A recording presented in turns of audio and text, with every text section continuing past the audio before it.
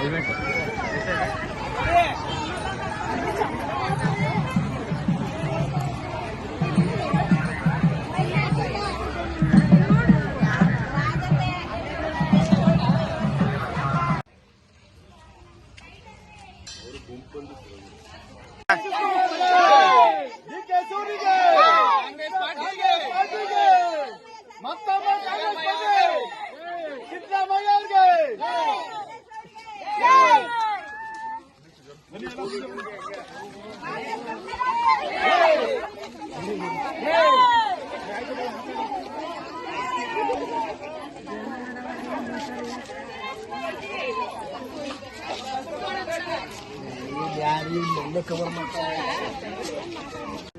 ನಾವು ಕನಕಪುರದಿಂದ ಬಂದಿರೋದು.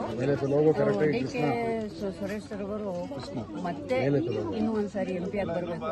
ಅವರ ಜೊತೆಯಲ್ಲಿ ನಮ್ಮ ಕ್ಷೇತ್ರದಲ್ಲಿ 28 ಕ್ಷೇತ್ರದ MP ಗಳಿಗೆ ಅವ್ರಿಗೆ ಬೆಂಬಲವಾಗಿ ಎಲ್ಲರೂ ಗೆಲ್ಲಿಸಬೇಕು. ಎಲ್ಲರೂ ಕಾಂಗ್ರೆಸ್ ಪಕ್ಷದಲ್ಲಿ ಎಲ್ಲ MP ಗಳು ಗೆಲ್ಲಬೇಕು ಅಂತ ನಾವು ಚಾಮುಂಡೇಶ್ವರಿ ತಾಯಿಗೆ ಅರ್ಕೆ ಹೊತ್ತು ಪಾದಯಾತ್ರೆ ಮಾಡಿದ್ದೀವಿ.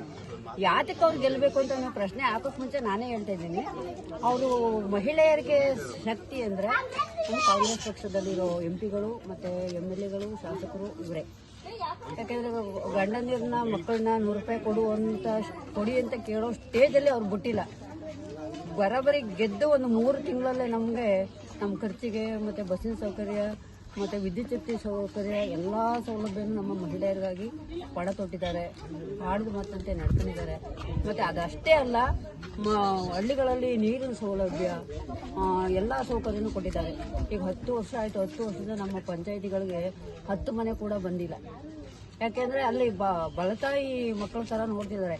ಆದರೆ ಕಾಂಗ್ರೆಸ್ ಪಕ್ಷದಿಂದ ಲೀಡು MP ಗಳೆಲ್ಲ ಹೋದ್ರೆ ಅಲ್ಲಿಗೂ ಸೆಂಟ್ರಲ್ಗೂ ನಮಗೆ ಇನ್ನೂ ಬೇಕಾದಷ್ಟು ಅನುಕೂಲಗಳು ಸಿಗ್ಬೋದು ಅಂತ ನಮ್ಮ ಆಸೆ. ನಮ್ಮ ಸ್ತ್ರೀ ಶಕ್ತಿಗೆ ಶಕ್ತಿ ಕೊಡ್ಬೇಕಾದ್ರೆ ನಮ್ಮ ಕಾಂಗ್ರೆಸ್ ಪಕ್ಷದವರೇ. DCM ಶಿವಕುಮಾರ್ ಅವರು ನಮಗೆ ತುಂಬ ಆತ್ಮೀಯರು. ಆದರೂ ಮಹಿಳೆಯರಿಗೆ ಬಲಗೈ ಇದ್ದರು. ಸಿದ್ದರಾಮಯ್ಯನವರು ಇವರೆಲ್ಲ ಗೆದ್ದರೆ ಅವ್ರಿಗೆ ಇನ್ನೂ 2 ಕೈ ಶಕ್ತಿ ಬಂದಂಗಾಗುತ್ತೆ. ಅದರಿಂದ ಆ ತಾಯಿ ಚಾಮುಂಡೇಶ್ವರಿ ಜೈ ಡಿ ಕೆ ಶಿವಕುಮಾರ್ಗೆ, ಜೈ ಸುರಿ ಸಾಹೇಬ್ರಿಗೆ.